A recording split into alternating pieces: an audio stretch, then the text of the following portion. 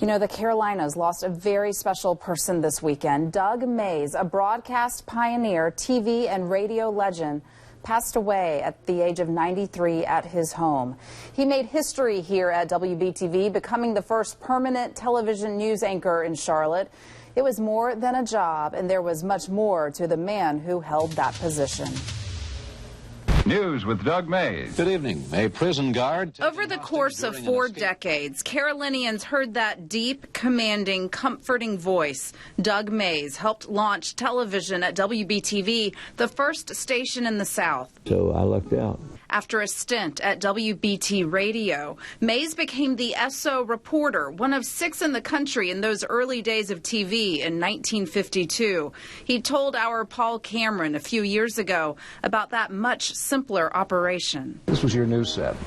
Yes. As the SO reporter. Yeah. Yes, sir. One camera, one desk on wheels. For many years, he teamed up with weather forecaster Clyde Cloudy McLean. Then, after 30 years at WBTV, in 1982, Mays stunned many by taking a job at WSOC for a few years before retirement.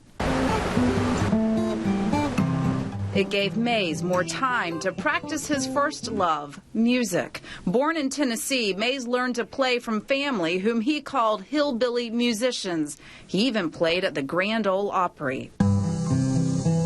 That love of music he shared with Paul. They met at the station more than 30 years ago and remained friends. Doug was really my mentor. He didn't know it. I kept telling him. I said, Doug, you're the guy I've always wanted to be like.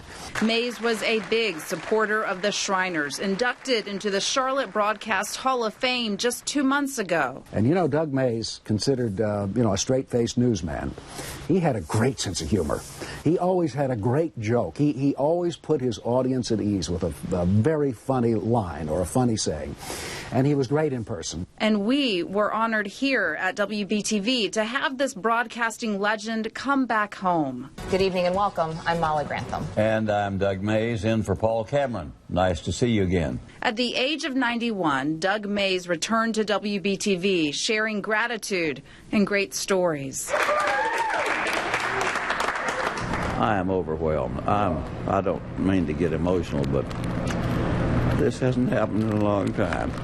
But we were thankful to watch the way he shared that charisma, kindness, and wisdom which made him the face of the Carolinas. From my heart of hearts, be yourself and work very hard to improve every day.